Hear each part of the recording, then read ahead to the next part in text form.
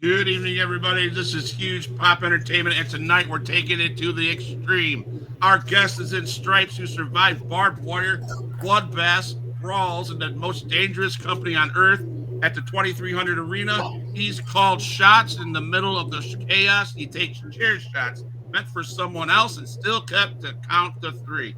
From the land of the tables, chants, and pure mayhem, he is the head referee of Extreme Championship Wrestling, the man, the myth, the guy who somehow made it out alive. Jim Molineaux, grab your weapons and welcome to the Extreme Podcast. How you doing tonight, Mister?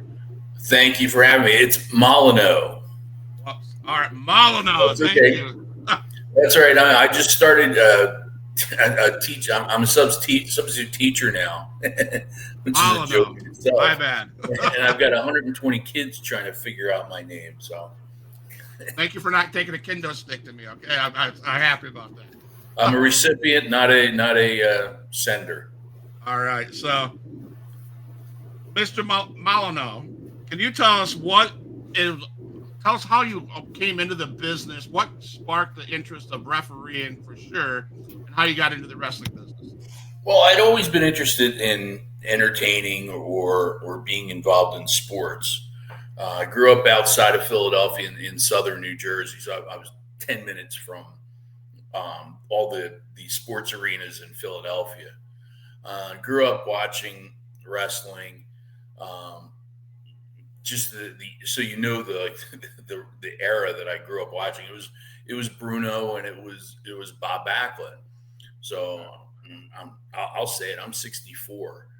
Um, so I also grew up in the Philadelphia area with the time of, as you can see behind my back, the Philadelphia Flyers winning the Stanley Cup. So I kind of got away from wrestling as a viewer, and every minute I could, I was on the streets or on the ice playing hockey. Um, then then I heard Led Zeppelin and learning to play trying to play like Jimmy Page, would never happened. Came along and that didn't work. So and I did acting in high school. We used to do, I didn't do the musicals, but my school would do a drama or a comedy, a non-musical play um, at the beginning of the year, and they'd do the musicals at the end, and I would help with the stage crew. So I was always involved with trying to entertain somehow. And I had gotten back to wrestling late in life. I was 28, 27, 28 when I started watching it again. And we're in the Hogan era, and Jim Crockett promotion was on TBS, and we've just gotten TBS and all that kind of stuff. So um, I thought, well, a buddy said, "Hey, you want to go?" And I was like, "Okay, we'll go." And we went to a show in Philly at the old Philadelphia Civic Center. And the first show I ever went to was the Great American Bash, 1987. It was an incredible show. And I was like, "Hey, this would be cool." Oh no, actually, kind of before that, one of the ring announcers that night was a guy by the name of Joel Goodhart, and he had a fan club and a radio show.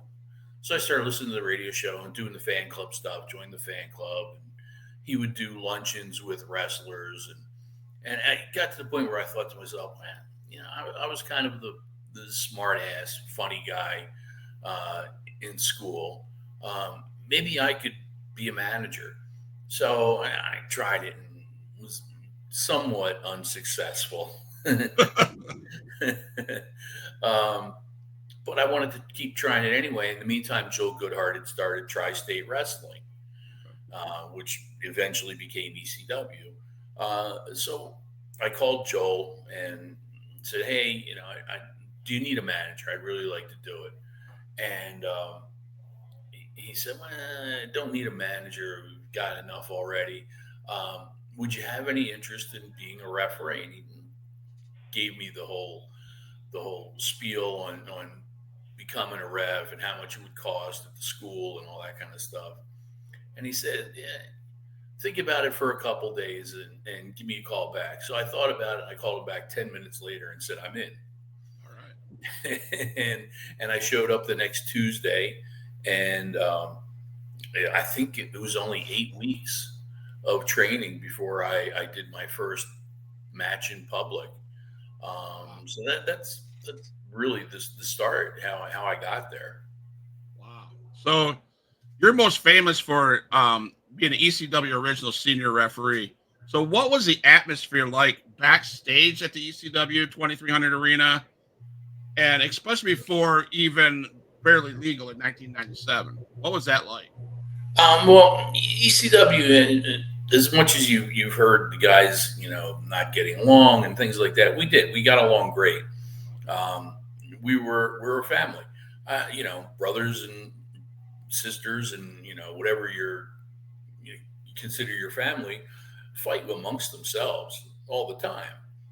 But if someone from the outside comes along and tries to, pick on your brother or sister, you're right there, and that's the kind of mentality our locker room had. There were different factions, guys, into different things and whatnot, and they stayed within our own group. But when it came time to come together, we did. And I always felt that way. I always felt we were a family, not a locker room. Okay. But the night of Barely Legal was pretty intense. I never thought I was going to do a pay per view. I had never done something live on television before that. Um, so we had a 12:30 call. Paul wanted to make sure, Paul Heyman, for those who don't know, Paul wanted to make sure that everybody was in town, and of course, 10 minutes over the bridge, I'm there. So he said, "Okay, everybody's around. Why don't we just kind of break off, go have dinner wherever you want. Come, make sure you're back by a certain time." And I pulled up a chair and sat down and watched the whole process. Because who thought, yeah, I may never do this again. This may never happen in my life again. So I just kind of sat there all day and watched them test the lights and test the sound and set up the chairs and whatnot, and watch the people come in. I just took it all in. Um, and I mean, everybody's seen that speech that Paul gave, that they used in Beyond the Mat. Yeah. And so everybody just had that gung ho spirit, um, followed along with Paul and the leaders of the locker room, and off we went, and I had a great time. It was probably one of my favorite pay per views we've ever done. Wow. Now I've watched some ECW, especially the 2300 Arena, and the crowds, man, they are crazy, wild, crazy, almost chaotic, almost like riot people. Were you ever nervous about your well being in that ring with the crazy crowd? I'm, It, not while I was in the ring. Well, yeah, I actually should say yeah while I was in the ring, but I was more afraid when we went outside the ring. You had matches like Public Enemy against the Bruise Brothers, Ron and Don Harris, and they'd go through the crowd. Tommy Dreamer and Brian Lee would, excuse me, go through the crowd, even go outside to the auto body shop across the street. So you're in amongst the crowd. And that was a little scary. But the one time I think I really was only scared in the ring was the classic shot of all the chairs being thrown into the ring. yeah. Um, and it happened a few times. That was just the best one. but I managed to, before they started really flying, either whichever time it was, because like I said, it happened a few times, either get to the locker room in time or hide under the ring until they were done throwing them. Wow, wow, man. Hey, Bill, do you have anything to ask? Um, is my mic on? Yeah. All right. How was it when ECW went on TV versus before it was on TV? Like their first TV uh, contract they had back in like '94. Well, the first TV taping wasn't at the ECW arena. We hadn't gotten there yet. It was at a place called Cabrini College outside of Philadelphia, near Valley Forge, if you know the Philadelphia area. Yes. And the school's not there anymore. It was taken over, and I think Villanova purchased it, or one of those bigger colleges. But anyway, that's where we had it. And at the time, it was a different mindset for ECW because our booker was Hot Stuff Eddie Gilbert, and Eddie was a differently planned out person than Paul. Uh, Eddie would come in and have a legal piece of paper, the long sheet of yellow line paper, and hang it up on the wall. And that was the TV for the next 3 weeks. And I think we were there twice before we moved to the arena. But again, at the arena, Eddie did the same thing: come in, put it up, and that's what we did. No questions, no changes, no. Here's the first match. I'll give you the rest of the matches while that's in the ring. That was Paul's style. Um, but yeah, it was a very different thing, and I think every locker room changes with bookers, no matter what it is and what their style is. You have to adjust to them, or you can go work for somebody else. Right. Now, how was the adjustment from like Eddie to Todd to Paul? They weren't tough. Knock wood. I made it through all the different changes of the company. Even before Eddie and doing TV, we had Larry Winters was our booker, and Larry was one of my trainers. Him and John Finnegan, my referee partner, they were my trainers. So I just somehow skirted under the radar. Didn't stick out like this guy's a problem or a mistake or bad apple or could cause us trouble or problems. I'm one of the good guys and just managed to stick around. But you know, you adjusted. You got used to it. It wasn't that difficult because Paul was helping Eddie out. Just the setup to what we were doing was different. I still think the Eddie Gilbert and Paul Heyman booking ideas were pretty close to each other. It was that Memphis style, which is what Todd wanted anyway. Same thing that Joel wanted. Joel was into that Memphis style and would bring the talent in for those events, his bigger events, and a lot of them were from Memphis or had Memphis ties. So it wasn't that difficult. Just like I said, just the approach to the show, the TV itself. So you worked with Paul Heyman, Terry Funk, Shane Douglas, Sabu, all iconic names I just named. What was it like working with those guys? Oh, it was heaven. A couple of months ago, somebody put up a video of the first time Tommy Rich was at the arena. It was a match against Terry Funk, and I had the match. And after the match, I thought to myself, "Oh my God, I was just in the ring with two NWA champions. How can that happen?" I've only been in the business a handful of years. Like I said, I didn't start reffing until I was 28. So this is maybe 30, 32, 33, something like that. But I'm still, only 5 years in, but I'm like, wow, this is really happening to me. So yeah, working with Terry and Sabu and, Shane, close friends with Shane, worked a lot with him. Between myself and John, we worked probably all or close to all of Shane's matches in ECW. Okay. So was there an ECW superstar that was hard to handle? No, not really. Pretty much a lot of egos. When it came to doing the matches, the egos kind of disappeared. They the green-eyed monster of envy and things like that would show its ugly head every once in a while in the locker room. But when it came time to get down to business, like you said, everybody kind of joined together and worked together and got through it and created what we did. One more question for me, then I'll go to Bill. How much did referees interact with Paul Heyman on show days? Were you guys always communicating with Paul? Oh yeah. Well, first of all, everyone sees the earpieces now. We never used them, so Really? we didn't have communication during the matches. Oh, The only communication we really had was with our timekeeper, whether it was Rocky or Andy at the time, and they would just give us time signals.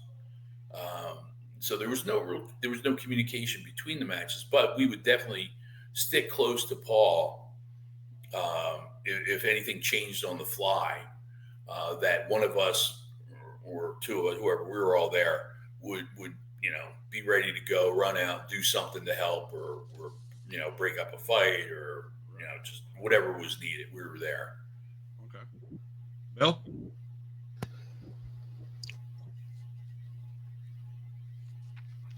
Okay. Nope, my left. Yeah. Going with that, the ECW referees seem to participate a lot more in the matches. I've noticed. How did that go for you? A lot of times it wasn't voluntary. um, but yeah, we were pretty much okay. Yeah, we'll go along with that. There were things that I don't know whether it was the choice of not having John and I do them. Like you didn't see John and I go through tables, or or some of the more wilder things that you would see a referee do. Usually they were the younger referees, guys like Pee Wee or Mike Keener would tend to be the victims. The H.C. Logue was a big victim of that when it came to his little feud with Steve Carino. So yeah, no, we were pretty cool with everything. I believe it was you that had you used to get down on the hands and knees and have Sabu do the triple jump off your back, right? Or was that Yeah, John? yeah, I think we both did it. It's funny. We would do things at different places, and then it would get done on TV, and we wouldn't know. I can't remember whether I did it on TV or not. Just like the one thing I really loved doing, I thought was funny, was the big dance off with the BWO and the FBI, and John and I had both been doing it on and off with them, on the run loop through the towns, and came to WrestlePalooza in, in Atlanta, and it was just John's turn to do it. And so the first time anybody really saw it, John was doing it. I'm like, damn. So, was there any match that you had to improvise an ending because there was injury or chaos? Yeah, the one that I always did, and it wasn't my injury, but we had to really kind of put it together quickly. I think of the November to Remember from New Orleans, and the match was Tommy Dreamer with a guest partner, a mystery partner, and it turned out to be Jake Roberts, taking on Just Incredible and Jack Victory. Okay. And Jack was on the in the corner and got bumped off the corner and shattered his knee, and just like off the top of his head, Jason Knight, God bless him, jumped up and took his spot when he was out there as Just Incredible's manager. He jumped up and took the spot, and knew what to do. Let's go with the match. I'm Jack Victory for the next 10 minutes, and it turned out fine. But yeah, there were a couple of times where we had to kind of you know move things around. A couple guys getting hurt and work around them. There was a couple matches one of the matches I loved watching was the barbed wire and no rope match with Sandman and Cactus Jack. That's the match where you and Bill Alfonso had an issue with each other because you gave Cactus Jack the pin. He swooped in and gave Sandman the pin, and then you took your it says you took pushes from. What happened in that, man? That an everything with you and Bill. Are you and Bill okay? Bill and I are great. In fact, I'm going to see him in a few weeks at a fan fest in outside of Tampa. Um, but yeah, that was when Bill came in representing the state athletic commission Yeah. and would stop matches and prevent matches. I remember he tried to stop the Taipei death match between the Rottens.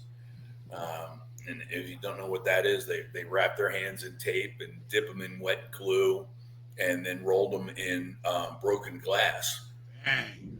And Bill Alfonso said, "No way, bro, no way, Daddy, this isn't happening." And 911 chased him off, and Todd said, "Well, since he's not here, let's get a referee and do the match." Um, and then yeah, the barbed wire match where we started pushing back and forth with each other. I don't think he got any further than that. That's fun to watch. And you guys, I like Bill said, you guys put on shows that is incredible. I mean, you earned the name Extreme Oh Championship yeah, Wrestling for a reason. You yeah, guys did go to the absolutely. extreme, you know.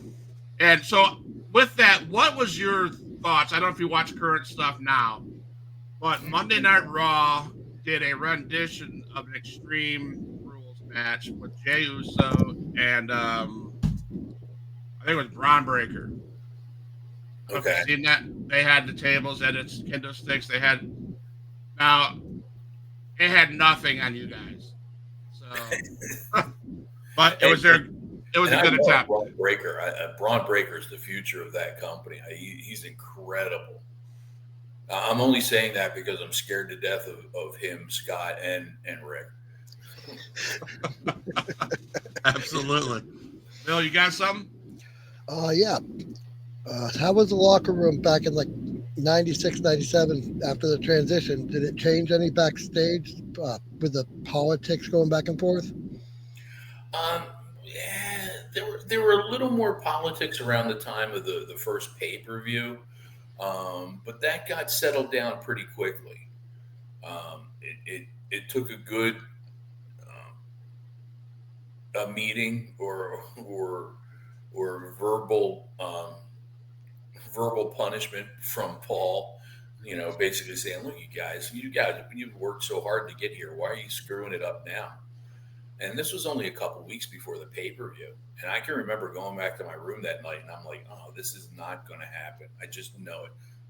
The way my luck goes, this is not going to happen." But yeah, every once in a while, things needed to be put in check. But no, like I said, we were always a family, and we looked out for each other. We helped each other.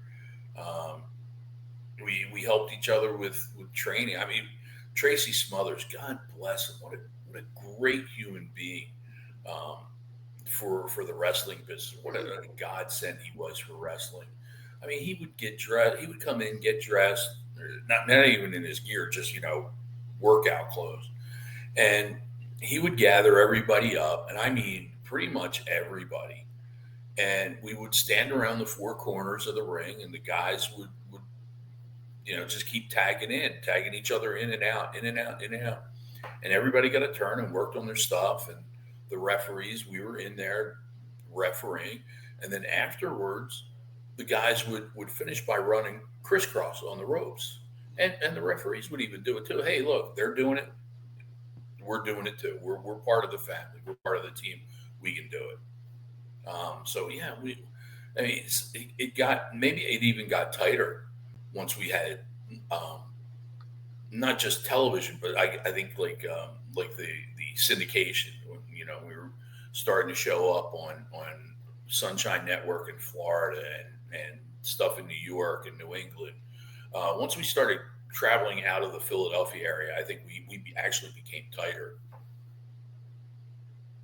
So I use the word brotherhood a lot in my podcast, and so when I think of brotherhood, I'm thinking you have each other's back. Mhm. When you do the extreme stuff that you guys did at ECW, how important is it for brotherhood to be in that arena, in that locker room, in that promotion? Oh, it's so important. Um, Brotherhood to me in wrestling means trust.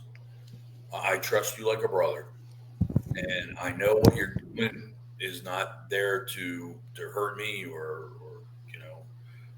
cause me any pain or kill my character or kill what we're trying to do here. We're brothers working together for the same goal, and I think it worked the majority of the time. Now I have to follow that up with this. That word fake.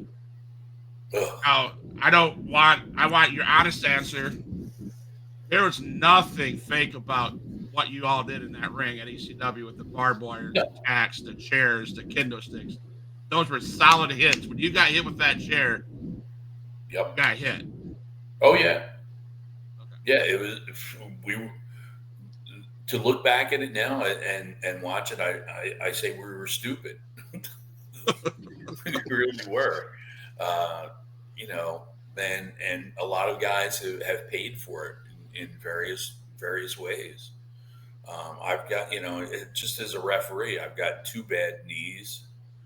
I mean, I can get around no problem, but I had a partial ACL tear, a torn meniscus. Um, Probably all my fingers have been broken at one time.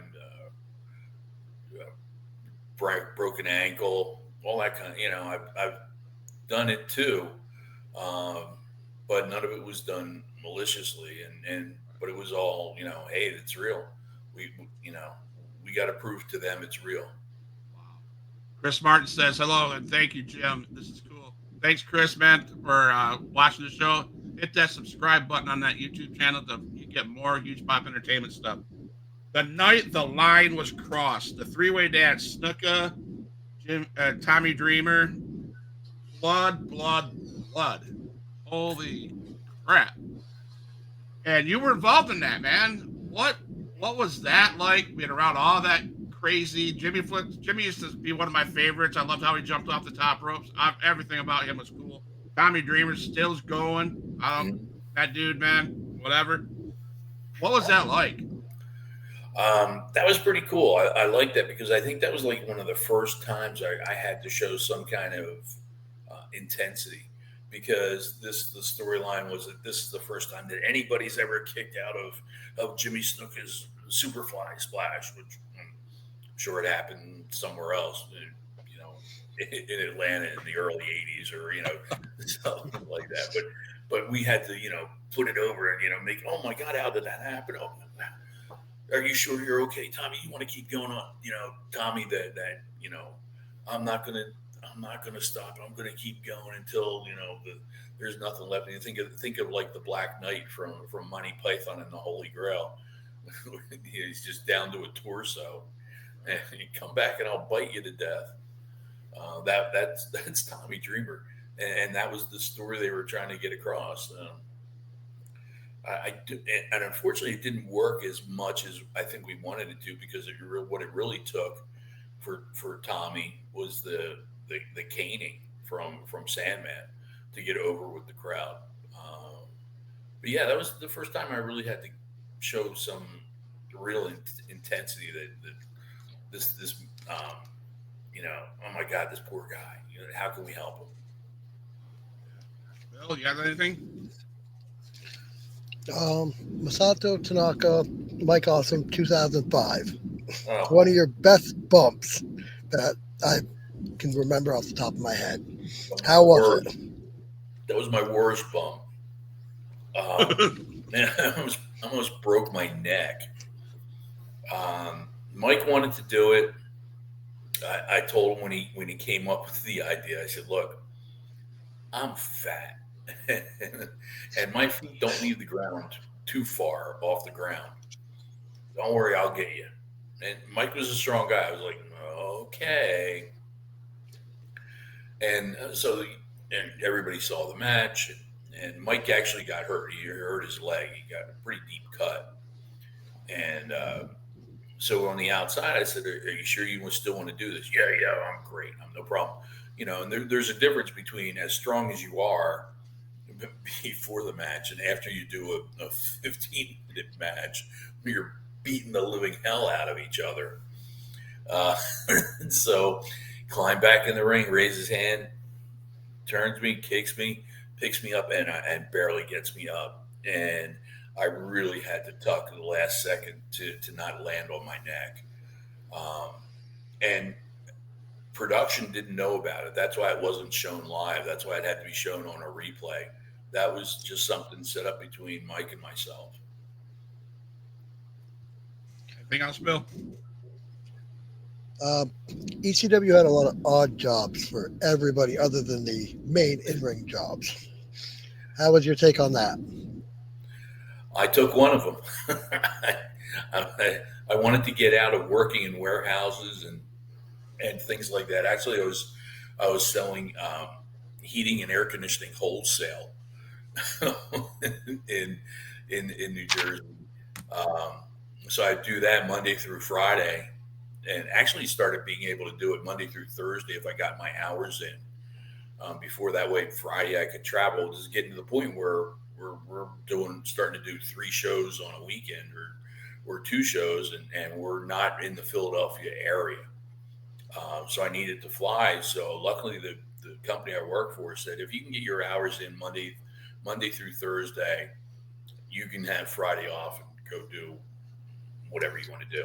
So I was doing that, and Paul actually came to myself and Jack Victory and Lou D'Angeli, signed Guy Dudley, and said, how would you guys like to work on the promotions end, getting out and going to towns that we're going to hit in a couple of weeks and getting the street teams together and hitting different places, put out flyers and talk to the radio stations and the whole bit. I'm like, yeah, I'll try it.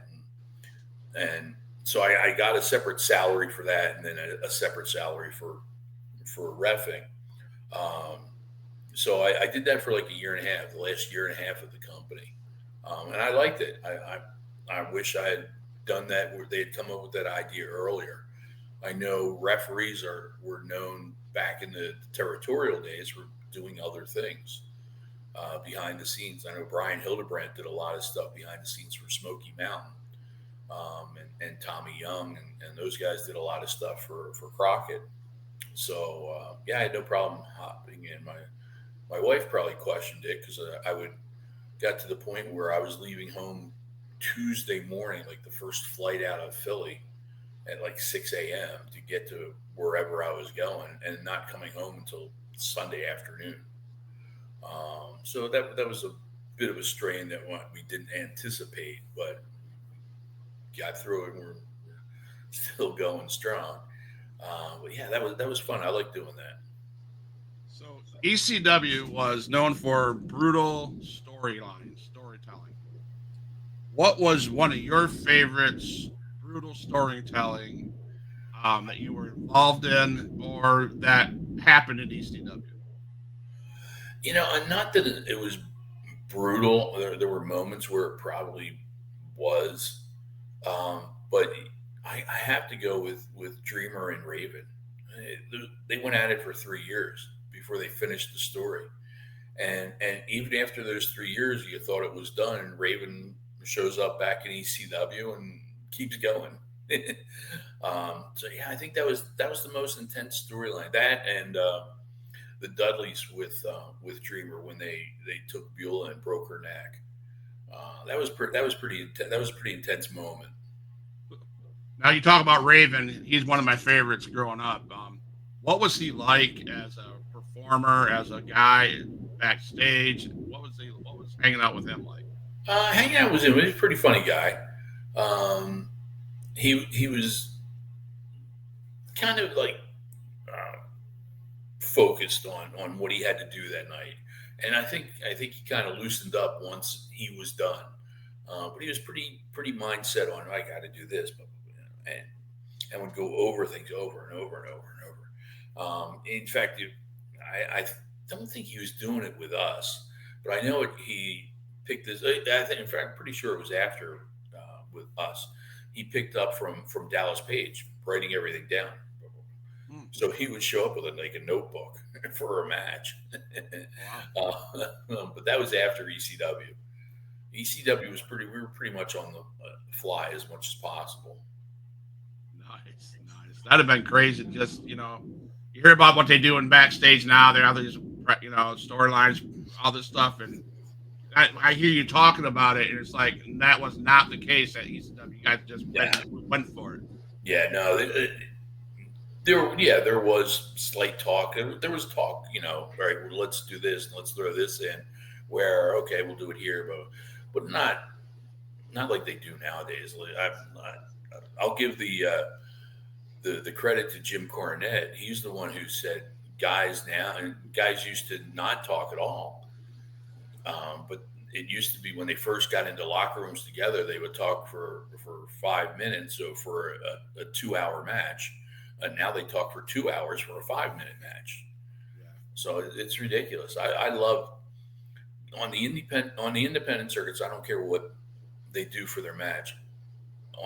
As far as I'm concerned, I go up to them and say, "Hey, what do I need to know? What do I need to see? What do I need to not see?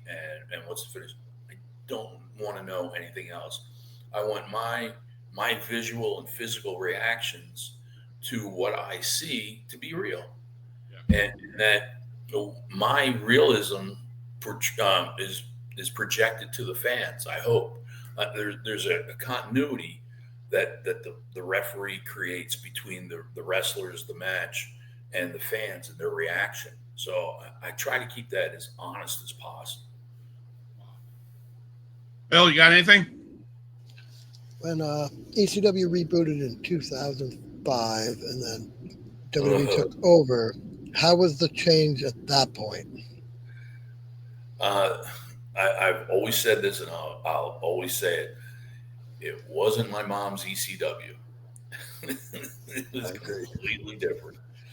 The first pay-per-view that we did in 2005 was more like the old days. There were production stuff and things like that were different. But it was the guys again. The second one, there were some changes and you could just get a different feeling about it, the pay-per-view itself. And of course we knew about the TV show because we were going to tape that was a Sunday night. So we were going to tape on Tuesday in Trenton, New Jersey. And you just feel there was something different when you got to the arena that night, or that Tuesday night. Guys were let go right there as they walked in the door. We don't need you. Sorry. They didn't have the common courtesy to call them before and say, "Look, we're going in a different direction. Thanks for what you've done. We're moving on." And I lasted 2 weeks. The referees were never offered the ECW original referees. John Finnegan was offered a deal and they turned it down. Mike Keener and myself were not offered a deal. And I wasn't going to keep going to matches hoping for work. I had started my own courier service. So I had my own business. And after, expenses and, your travel expenses and hotel and all that kind of stuff, I was making more money staying home, working for myself. So I made that decision. I said, I'm not doing that. And I was also at the time running, that was time-wise, I'm trying to think. I think I was still working and running the Monster Factory at the time. And then we were switching over to old-time wrestling. And I ran that until just after COVID started. And just said, it's becoming too much of a one-man show, too much for me to run everything by myself. I had a heart attack in 2017, so I was like, that's enough. And actually, when I shut the company down and sold the ring, the guys I sold the ring to were the first ones who said, "Hey, do you want to referee for us? John Finnegan works for us.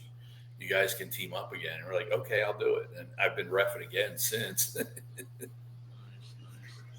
So I reached out to some people, and one of the guys that sent me something to share with you is a good friend of mine, good friend of yours, actually. Mary Ginny Chubby Dudley. Yes, just worked with him. Yeah, that's what he has to say. He says, I've known Jim since he was first started at TWA. And he's always been a true dedicated person who loves the business more than words, but also a class act out of the ring. I've had the honor to call friend and brother for 35 years. So, man, you put a lasting impression on lots of people. Even us fans watching you take some bumps that we're like, what, and I just wanted to share that with you. He did say that you were great. So can you tell us about any good stories in regards to TWA? Let's see, TWA. Now you really got me thinking, because that's now we're looking 35 years ago. Um, it was a good learning experience. Um, what the setup for TWA was, Joe Goodhart. We ran rec centers and high schools, and we did the sports bar in Philadelphia. Um, and he would bring in one, two, maybe three names, former WWF guys. They were WWF at the time, so former WWF guys were going between the two companies, NWA and WWF, and guys who were just let go and all that kind of stuff. And local guys would bring in Bam Bam Bigelow. He'd be working Japan and have some time off at home, and Joel would bring him in because he was only an hour away in Jersey. And then 3 times a year, he would do events at the Philadelphia Civic Center, big, huge venue. And he would bring in a lot of people for that. There would be featured matches with TWA talent, but historically speaking, Eddie Gilbert and Cactus Jack, the feud between those two, that's where it started and went all over the place. Those guys tore the house down every time. You had the original Sheik and Abdullah the Butcher in a cage. I'm trying to think, he brought, we saw, that was the first time I ever saw Owen Hart. Oh, wow. So, yeah, he would find guys and bring them in. Like I said before, he'd bring in guys from Memphis, bring in Lawler, bring in Austin Idol. Had Lawler against Funk, had Lawler against the Honky Tonk Man. So bring those guys in, but we got featured too. The referees did those matches too. They didn't bring referees in for them. We did the matches, and we did the TWA matches. So it was a good mix with that. It was just a shame that he couldn't keep it going. The last event he had advertised, and I wish it had happened. He was going to do the battle of the Nature Boys, but it was going to be Buddy Rogers, who was 72 at the time, and was an early mentor of mine. He lived in the next town I grew up in, and Buddy Landell, I thought would have been great. Buddy Landell was a great worker. But also he was going to bring in a match from Japan that has only happened in Japan, never happened here in North America. Was LaFont and Furness against Williams and Gordy. That would have torn the house down. That was the kind of match people in Philadelphia loved and still do. And I would have given anything to do that match. I told John I would have locked him in a closet, so they couldn't find him, and I'd be able to do it. We talked about TWA. I know that Chubby Dudley and I were talking about it. He was on an interview about at the beginning of the year, I think. He mentioned TWA last stand or something. One last time. One last time. Were you part of that? I was, yeah. Pretty much everybody who wanted to came back. I was a little disappointed that there were 8 matches, and I'm sure Bay would agree that there were 8 matches and 8 referees. They had a lot of special guest referees, and nothing against them, but I just felt that we weren't involved as we used to be. I had one match, so I went over the match and I sat around the rest of the night. I It's wanted to supposed to be do like a more. TWA thing, and they brought other people in. Right. They should have honored you guys that were the center of TWA. Yeah. Yeah. But we're a little bit older, so maybe we don't need to work 3 or 4 matches a night. Bill, you got anything for him? Yeah. What's some of the best career highlights you got for your end? Just some of the people that I've met who went on to do incredible stuff. Eddie Guerrero, um, Rey Mysterio, Steve Austin was only in for a cup of tea, but I got to work with him. Um, Never forget that I was friends or friendly with guys like Terry Funk, like heroes I grew up watching. I mean, like I said before that, Tommy Ricks and Terry Funk match, like holy crap, I'm in the ring with 2 NWA champions. Got to work with Terry on a regular basis. I was like, wow, look at what I'm doing. My dad was like that too. He was like, wow, you're working with Dusty Rhodes because Dusty came into ECW for a little while. My dad was a huge Dusty Rhodes fan. He was like, wow, that I think that impressed my dad more than anything was seeing me in the ring with Dusty Rhodes. But highlights for the company itself for me it was the pay per view barely legal. It's top of the list. Um, and there are matches that stand out for different reasons. Ones I had fun with, and ones that were important to the company. Um, but the importance of the company also means that they were fun. I take a lot of pride in what I did with those matches. Blood Bloodfest Day 2 with Kevin Sullivan and Abdul the Butcher, Steel Cage. I watched that. They, I don't know how they were standing up. First of all, there was so much blood in that steel cage. It was so. I call that one of the most violent matches I've ever Yeah, watched. I think I got a toolbox thrown at me that night. I think so. What And I ended up getting bloody too. you did, Yeah. you did. So that's why I asked this question. That must be crazy. So, do you expect that when you get into that prior to that match starting? Yeah, you kind of expect it because you're in with Abdul the Butcher. you know, he's one of those guys that will, as much as you say this is what we're going to do, this happens.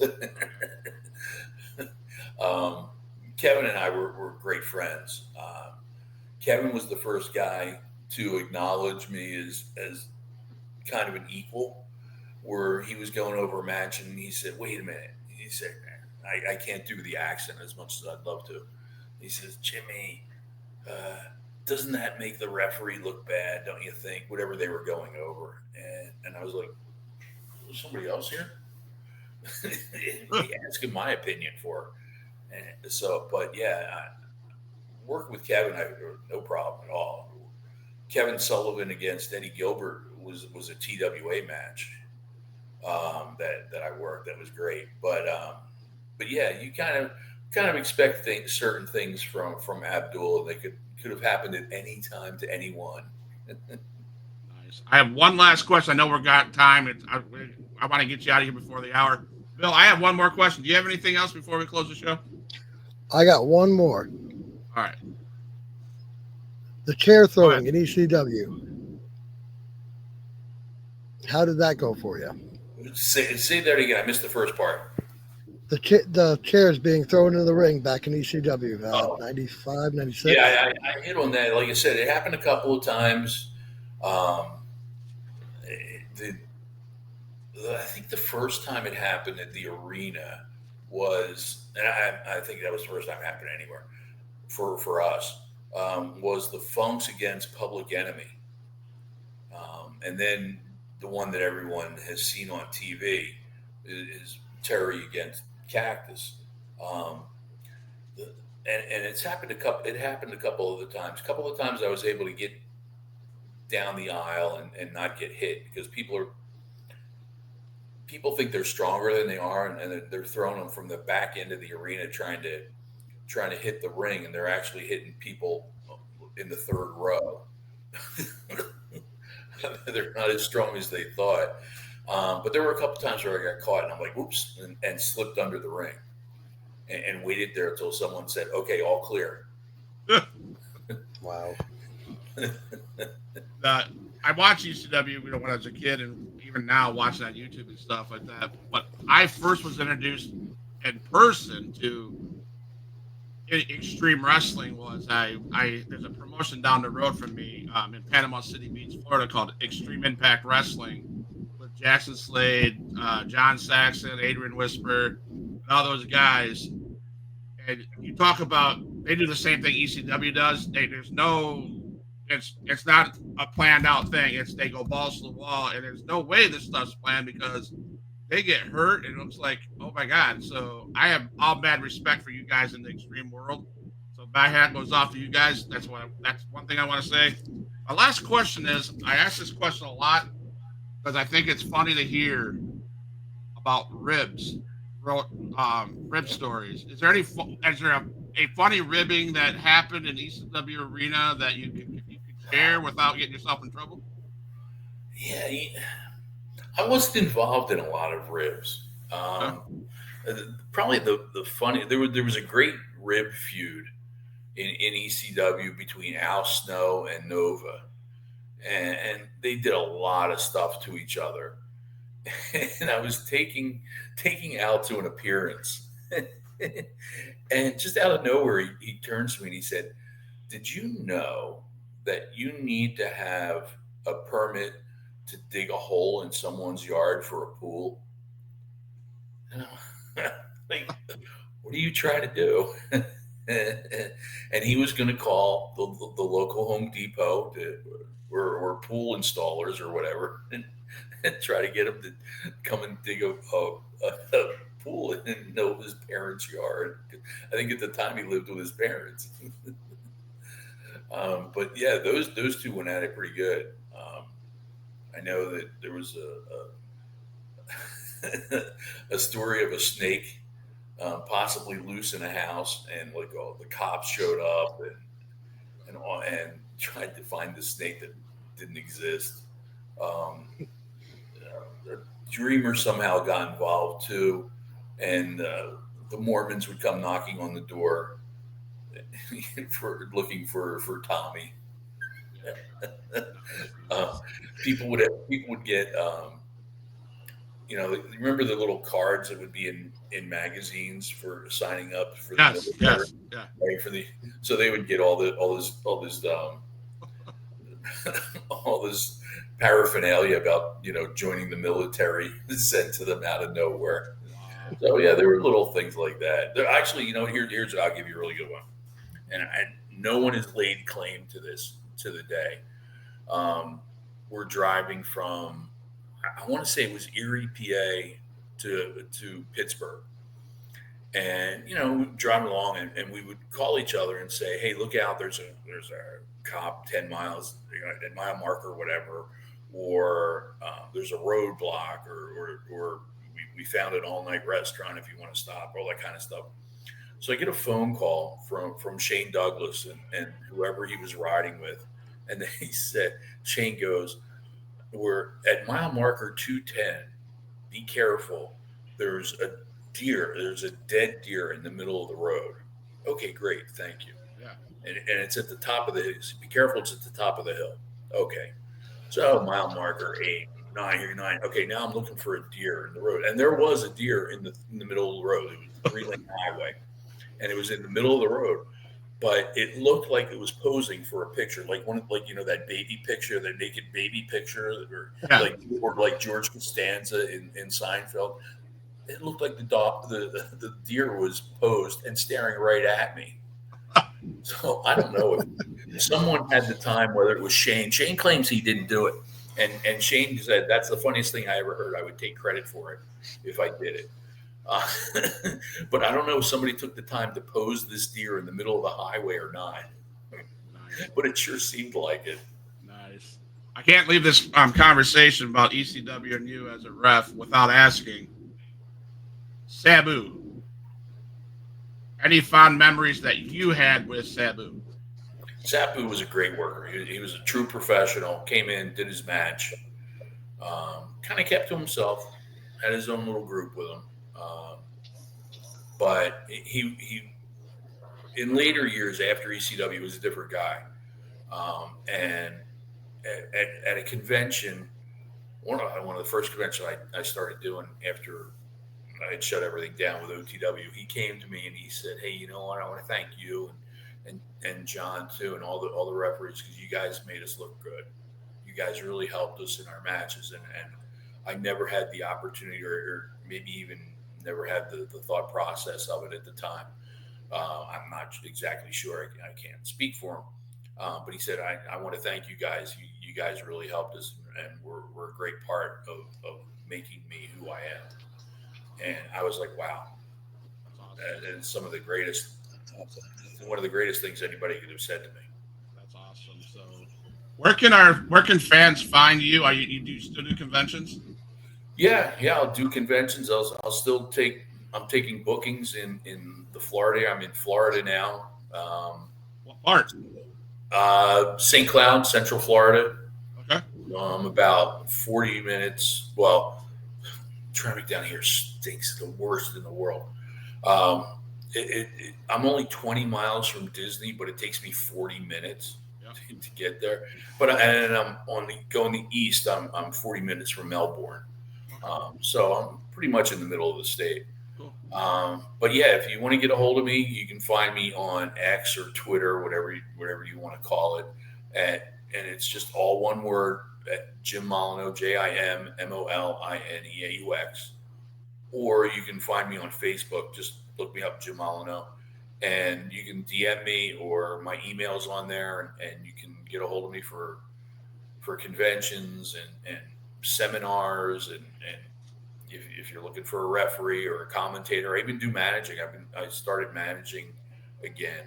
There's a company down here, Extreme Global Championship Wrestling, and I'm managing the Carnage crew, HC Loke and Tony DeVito. So that's kind of a bit of a ECW reunion there with the three of us. Yeah. But yeah, that's how you get a hold of me. I have T-shirts at TeePublic. You go TeePublic and punch in Extreme Referee. That'll bring up at least one of my shirts, and you can see the rest of them there. They're all parodies of wrestlers' shirts. So instead of ECW, we have EC Ref and W. Okay. That's awesome. Yeah. I'll have to get T Republic, right? Right. So right. Yeah, TeePublic, and you can get a shirt there. Awesome. So I'll be down in the Orlando area in March. So maybe I'll have to hook up with you and do something. I don't know. Say hi to you at least, man. So, I'll be outside in March. I refuse to hang outside. It's hotter than hell down here. Yeah, I bet. So I thank you, Mr. Jim, for coming on the show. Thank you, Bill, for joining us. I'm going to butcher this name, but ECW original Jim Molineaux. Did I get that right? Got it right. Thank you for coming on the show. And as we say at a Huge Pop always, and don't go anywhere. I'm going to close the show, but stay in the chat real quick. I want to talk to you real quick. Okay. Thank you, Bill. Thank you, Jim Molineaux. It was ECW original referee, and as we say in Huge Pop Wrestling, it's for life.